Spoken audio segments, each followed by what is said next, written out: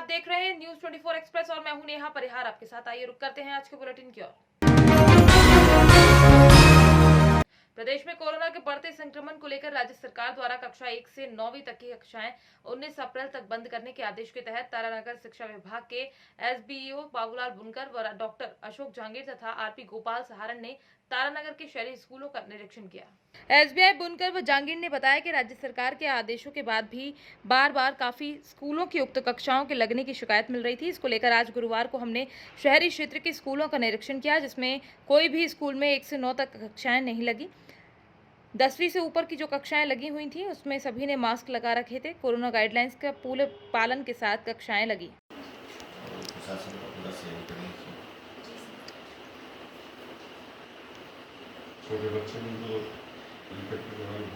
आज तारानगर के शहरी क्षेत्र में कोविड-19 की एसओपी पालना हो रही है।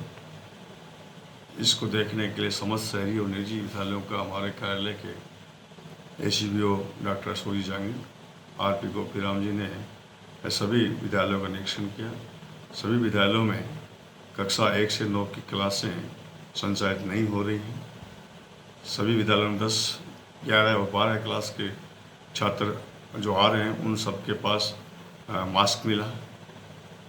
सोशल डिस्टेंसिंग की पालना, 2 गज की दूरी, ये कुछ विद्यालयों में नहीं की जाए। उनको निर्देशित कर दिया गया कि समस्त विद्यालयों के मध्य डिस्टेंस रखा जाए। सभी निजी विद्यालयों में कोरोना की गाइडलाइन की पालना हो रही है। इसके लिए निजी विद्यालयों के समस्त संस्था प्रधान को विभाग की ओर से बहुत बहुत धन्यवाद, आभार।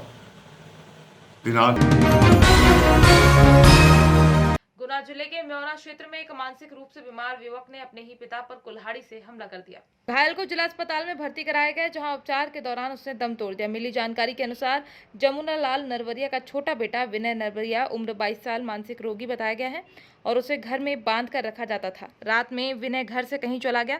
विनय को घर वापस लाने के दौरान बाप बेटे में बहस हुई और झूमा झटकी के बीच युवक ने कुल्हाड़ी से अपने ही पिता पर हमला कर दिया। घायल पिता को बड़े बेटे ने तत्काल एम्बुलेंस की सूचना दी और उपचार के लिए उन्हें जिला अस्पताल गुना लाया गया। संजय नरवरिया। क्या घटना हुई है जो आपके पिता की मौत हो गई? छोटा भाई जो है दिमाग से मतलब वैसे ही है, संतुलन ठीक नहीं है उसका। तो वो रात में उसको हम मतलब वैसे बांध के रखे थे, तो पता नहीं क्या हुआ, फिर भाग गया अचानक 12 साढ़े 12 या वो इतने टाइम पे। पापा ने देखा कि नहीं है, तो पापा से मैंने मना भी किया मत जाओ ढूंढने। पापा वो पूरी रात को उसी टाइम उसको ढूंढने निकल गए। अब वो पता चला कि वहाँ सुबह फ़ोन आया बस कि टकनेरा में है, वो है पापा है वहाँ पे। उसको कुल्हाड़ी से मतलब ऐसा कुछ गिर गए वहाँ पे, दोनों में झूमा झटकी हो गई होगी। उसका पता कोई ना कोई विवाद था ना कोई, वो भी सीधे आराम से रहते थे। उसको भाई ढूंढने गए थे, मैंने मना भी किया मत जाओ, अपने जाता था आ जाता था अपने आप, लेकिन पापा नहीं माने, चले गए उसे ढूंढने। बताया कि फिर मैं पहुंचा कि वो पापा को मतलब उनसे लथपथ पड़े हैं, तो पहुंचा फिर एम्बुलेंस यहाँ गया है। तो फिर हॉस्पिटल कितने बजे लेके आए आप? हॉस्पिटल 11:20 के लगभग। और वो आपका भाई का है अभी? भाई वहीं टकरेरा में था, बंधा हुआ था, पता नहीं कहाँ है। मध्य प्रदेश के रतलाम से एक बड़ी खबर आ रही है। रतलाम जिला प्रशासन ने एक बार फिर संपूर्ण जिले में लॉकडाउन लगाने का फैसला किया है। 9 दिन का संपूर्ण लॉकडाउन जिले में रहेगा। पूरी तरह व्यवसाय बंद रहेंगे, वहीं कुछ इमरजेंसी सेवाओं को छोड़कर सभी कुछ बंद रहेगा। शाम को 6 बजे अर्थात शुक्रवार शाम को 6 बजे से 19 तारीख सोमवार सुबह 6 बजे तक कंप्लीट लॉकडाउन जिले में घोषित कर दिया गया है, किया जा रहा है। अभी मैं आदेश जारी कर रहा हूँ। मैं जनता से अपील कर रहा हूँ कि आज और कल उसको जो भी खरीदारी करनी पैनिक न लाए। इस लॉकडाउन के बाद वो आराम से अपनी खरीदारी कर सकते हैं। इस 9 दिनों के लिए सामग्री की व्यवस्था उन्हें जो भी करना है वो कल और आज में कर ले। कल शाम को 6 बजे से लेकर अगले 9 दिन तक कंप्लीट लॉकडाउन रहेगा। इसमें फार्मेसी की दुकानें खुली रहेगी। दूध का जो घर पहुंच सेवा है सुबह 6 से 10 बजे तक और शाम को 5 से 8 बजे तक अलाउ की जा रही है। इसी प्रकार गैस सिलेंडर जो अत्यावश्यक सेवा है उसको घर पहुंच सेवा के रूप में अलाउ किया जा रहा है। राशन जो होम डिलीवरी देने में सक्षम होगा उसको हम परमिट करेंगे और उसका मोबाइल नंबर हम अभी जारी करेंगे आप लोगों के माध्यम से, ताकि वो जिसको भी सप्लाई ऑर्डर देना है वो दे और घर पहुंच सेवा ले सके। सब्जियों के लिए हमने तय किया है कि हर एक को परमिट दिया जाएगा ताकि वो अपने सभी एक जगह इकट्ठे न हो, अलग अलग इलाकों में मूवेबल सब्जी बेच सकें। ग्रामीण क्षेत्रों में शासकीय स्कूल है सर, ग्रामीण कंप्लीट लॉकडाउन है, शासकीय स्कूल भी बंद रहेंगे, ग्रामीण क्षेत्र में भी कंप्लीट लॉकडाउन है। ये जो लॉकडाउन लगाई है सिर्फ रतलाम शहर के लिए या संपूर्ण जिले के लिए? संपूर्ण जिले के लिए लॉकडाउन है। रतलाम शहर में बहुत ज़्यादा पॉजिटिव संख्या आ गई है। कल 109 टोटल पॉजिटिव संख्या घोषित की गई थी। आज अहमदाबाद से जो 1000 प्लस की रिपोर्ट आई है उसमें 144 पॉजिटिव और आ गए हैं। कल की रिपोर्ट देखिए आप, जावरा में लगभग 20 प्लस पॉजिटिव एक ही दिन में आ गए। मतलब स्थिति शहरों में ज़्यादा खराब है। ग्रामीण जनता से भी मेरी अपील है कि वो शहरों में कम से कम आए और यहाँ से इन्फेक्शन लेकर अपने गांव में न जाए। सर, शादियां तो उनको लेके कोई व्यवस्था, शादी वाले परिवार? शादियों में भी लॉकडाउन रहेगा। हाँ, यदि किसी की शादी है और अभी समय दिया गया है 19 तारीख के पहले का, तो वो 25 आदमी लड़के वाला और 25 आदमी लड़की वाले दोनों मिलकर एक किसी कॉमन प्लेस पर शादी करवा पाएंगे, लेकिन उन्हें कार से हमें परमिट लेकर। बिजनौर में पटाखा फैक्ट्री में धमाका होने के बाद वहां काम कर रहे 5 मजदूरों की मौके पर ही मौत हो गई। सूचना मिलने पर मौके पर पहुंची पुलिस ने सभी मजदूरों के शव को निकालकर पोस्टमार्टम के लिए जिला अस्पताल भेज दिया है।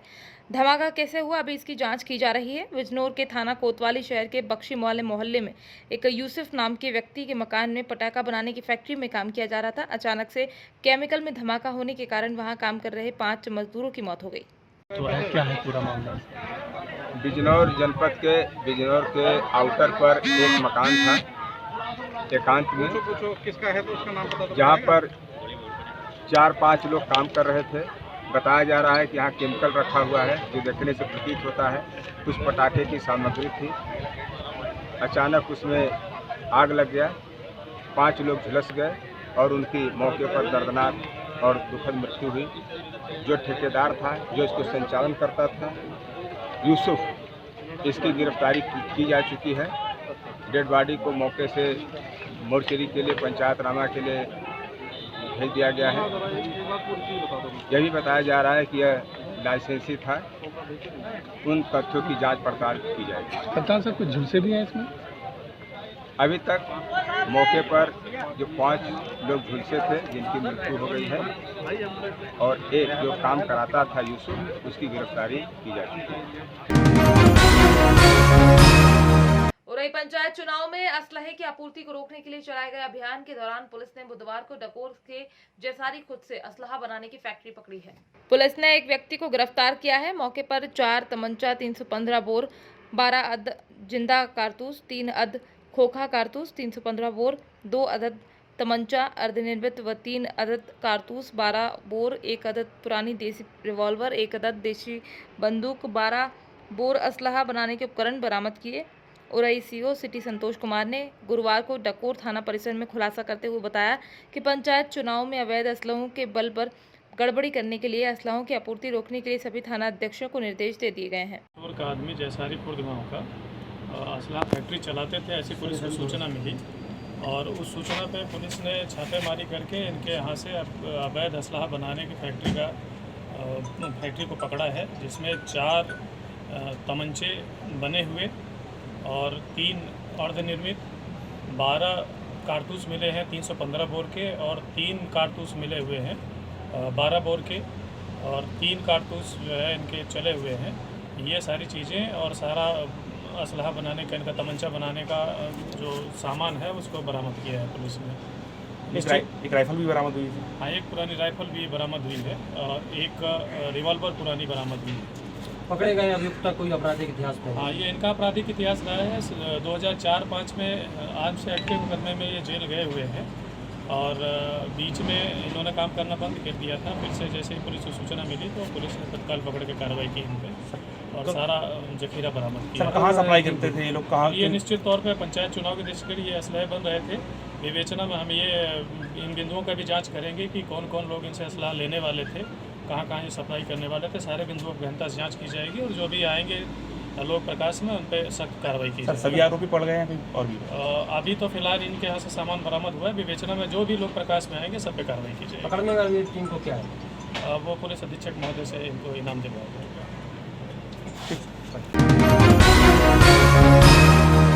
भिलाई में जब से दूसरी बार कोविड-19 ने अपने पैर पसारे हैं, तब से लाल बहादुर शास्त्री चिकित्सालय में स्थापित कोविड जांच केंद्रों में लगातार भीड़ बढ़ती जा रही है।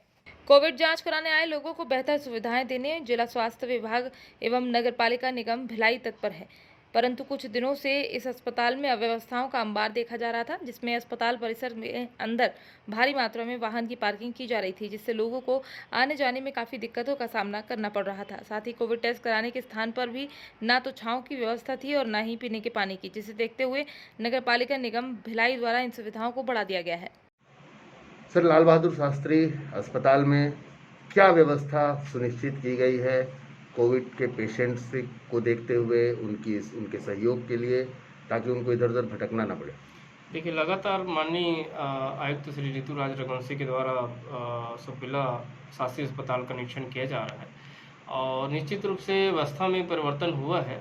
अभी CHMO साहब ने जो है डॉक्टर पियाम सिंह को वहाँ का सुपेला शासकीय अस्पताल का प्रभारी भी नियुक्त किया है और व्यवस्थाओं में लगातार परिवर्तन देखने मिल रहा है। आज जो है ग्रीन नेट की अतिरिक्त व्यवस्था सुपेला शासकीय अस्पताल में की गई है।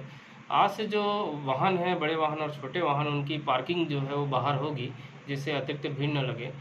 अतिरिक्त सुरक्षा गार्ड की व्यवस्था महिला और पुरुष दोनों की गई है, ताकि सोशल डिस्टेंस मेंटेन हो सके। इसके अलावा चूना मार्किंग सोशल डिस्टेंस मेंटेन को लेकर की गई है।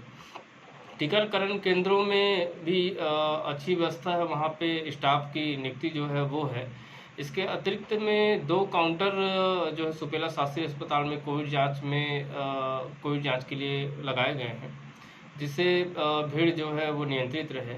इसके अतिरिक्त पेयजल की व्यवस्था और कूलर और पंखे की व्यवस्था ये भी की जा रही है। पेयजल की व्यवस्था तो अभी है, परंतु जो गर्मी को देखते हुए कूलर की व्यवस्था भी वहाँ पे की जा रही है। इस प्रकार से जो व्यवस्थाओं में परिवर्तन हो रहा है और लगातार इसकी मॉनिटरिंग जो है निगम आयुक्त महोदय कर रहे हैं और अधिकारियों को, वहाँ के अस्पताल प्रबंधन के चिकित्सकों को भी निर्देशित कर रहे हैं और वो स्वयं पहुँच करके मरीजों का हाल जान रहे हैं, मरीजों से चर्चा कर रहे हैं, क्यों लोग आ रहे हैं, किस कारण से आ रहे हैं, उसको भी जाना जा रहा है, क्यों यहाँ पे अधिक भीड़ लगती है। इन सब चीज़ों को देखते हुए जो है लगातार व्यवस्था बनाने निगम आयुक्त महोदय के द्वारा निरीक्षण किया जा रहा है। मैं ये बताना चाहूँगा कि सुपेला शास्त्री अस्पताल के अलावा और भी जो PSC हैं उन पे कोविड जांच की जा रही है। तो सुपेला अस्पताल ही नहीं है केवल, PSC में भी इसकी सुविधा है। तो जो नज़दीकी क्षेत्रवासी हैं वो अपने नज़दीकी PSC में जा कर के कोविड टेस्ट करवा सकते हैं। जबलपुर रानीताल करबला घाट में आज सुबह तकरीबन 9 बजे एक अज्ञात युवक की पानी में डूबने से मौत हो गई। व्यक्ति नहाने के लिए उतरा एवं गहराई में समाने से उसकी मृत्यु हो गई। लॉर्डगंज पुलिस के द्वारा विवेचना की जा रही है एवं मृतक के परिजन एवं पहचान का पता लगाया जा रहा है। ये अभी अज्ञात मृतक करीब 21-22 साल का युवक है। सुबह 9 बजे यहाँ पर प्रत्यक्षदर्शियों के अनुसार रानीताल तालाब में नहाने के लिए पहुँचा था और नहा रहा था। नहाते समय ही पानी में डूबने के कारण उसकी मृत्यु हो गई है। अभी तक युवक की पहचान नहीं हो पाई है। हम लोग आसपास प्रयास कर रहे हैं उसकी पहचान करवाने। क्या उम्र रही होगी सर? उम्र उसकी 21 से 22 साल है। शहर में नशे का कारोबार जोरों पर चल रहा है, जिस पर किसी प्रकार का अंकुश स्थानीय पुलिस नहीं लगा पा रही है, जिसके चलते आज पुलिस के खिलाफ नाराजगी दिखाते हुए शहर के लोगों ने सैकड़ों की संख्या में शामिल होकर मध्य प्रदेश के मुख्यमंत्री के नाम नशा मुक्त कराने के लिए SDOP भारत भूषण शर्मा को एक ज्ञापन सौंपा। नहीं, निश्चित इसमें दोबारा जनता के लोगों से, प्रबुद्ध नागरिकों के साथ मिलकर प्रत्येक वार्ड में जाकर ये कार्रवाई मैं संपादित कराऊंगा और निश्चित रूप में बड़े पेडलर जो हैं उन तक पहुंचने की पूरे उससे कोशिश की जाएगी। वालों पर कार्रवाई होती है, कभी कोई बड़ा जो है ब्राउन शुगर का जो नशे के खिलाफ ज्ञापन दिया गया है, क्या मांग रखी गई आपकी? हम लोगों ने मांग रखी गई है हमारे द्वारा, महिलाओं के द्वारा, और हमारे पुरुष वर्ग जो हमारे भाई हमारे साथ हैं, इस आंदोलन में कार्यरत हैं, हम उनका पुरजोर समर्थन करते हैं। क्योंकि मेरे साथ कुछ ऐसी महिलाएं आई हैं जिनके 12-12, 14-14 साल के बच्चे सिलोचन का नशा करते हैं और वो घरों में बर्तन झाड़ू पोछा करके अपना जीवन यापन कर रही हैं। उनके आंसू हमसे देखे नहीं जाते। ऐसी कम से कम हमारे पास 100 महिलाएं हैं जिनका दर्द हमसे सहन नहीं हुआ, और हमने इस आंदोलन में इन लोगों का सहयोग करने का पूरा समय दिया और हम इनका हमेशा सहयोग करेंगे। और ये आंदोलन आज तो हमने नगर लेवल पर किया है, हम जिला लेवल तक जाना पड़े, हमें प्रदेश लेवल तक और राष्ट्र लेवल तक भी जाना पड़े तो हम पीछे नहीं हटेंगे। और हम बासोदा को क्या पूरे देश को नशा मुक्त बनाना चाहते हैं, और हमने मुख्यमंत्री जी से ये मांग की है।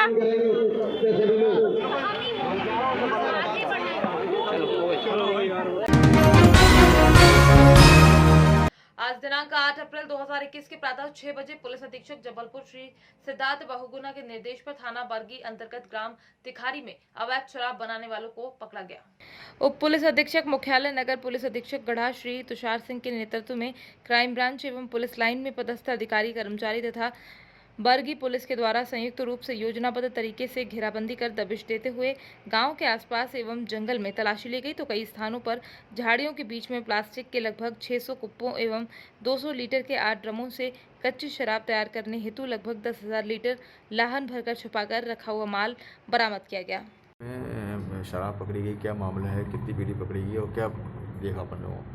ये लगातार कच्ची शराब बनाने की और बिक्री की ग्राम तिखारी बरगी नगर से सूचना मिल रही थी। इस सूचना पर पुलिस अधीक्षक श्री सिद्धार्थ बहुगुणा जी के निर्देशन पर पुलिस अधीक्षक मुख्यालय श्री तुषार सिंह और क्राइम ब्रांच और बरगी पुलिस की संयुक्त कार्रवाई की गई है। ग्राम पर रेड डाली गई है।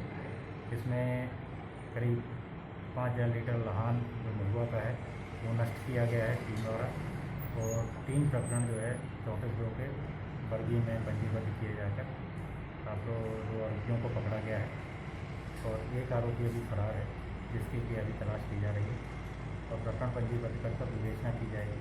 तो जो भी साक्ष्य मिलेंगे इसमें जिनकी भी संलिप्तता और मिलेगी उन पर गिरफ्त कार्रवाई की जाएगी।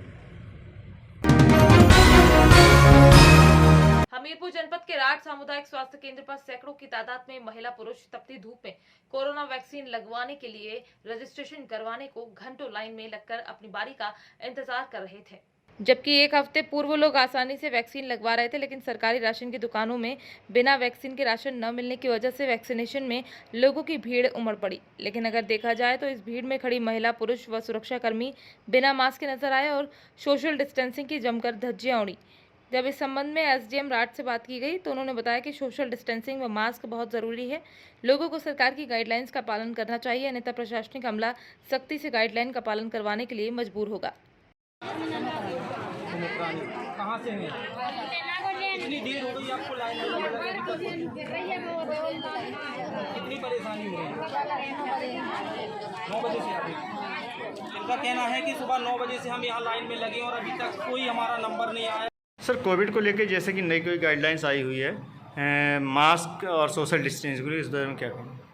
देखिए, अभी कोरोना बढ़ रहा है जी। कोरोना के नए पॉजिटिव केसेज निकल रहे हैं पूरे प्रदेश में, देश के कई राज्यों में भी।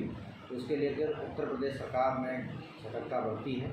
माननीय मुख्यमंत्री जी और मुख्य सचिव महोदय के निर्देश आ चुके हैं कि सभी लोग सार्वजनिक स्थानों पर मास्क लगा के निकलें, कोई भी आदमी बिना मास्क ना रहे। मास्क लगाने पर प्रशासन और पुलिस को लोग जोर दें, अगर लोग नहीं लगाते हैं तो चालान भी करें।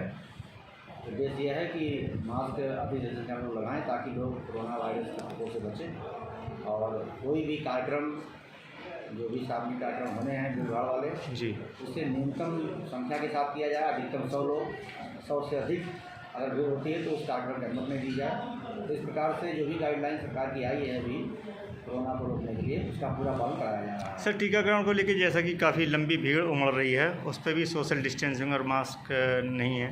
हाँ, वहाँ भी सूचना मिली थी भीड़ लग रही, तो जी संबंधित इंस्पेक्टर को बताया गया और पुलिस के माध्यम से उनको लाइन में दूर खड़ा करके सोशल डिस्टेंसिंग बनाने का प्रयास किया जा रहा है।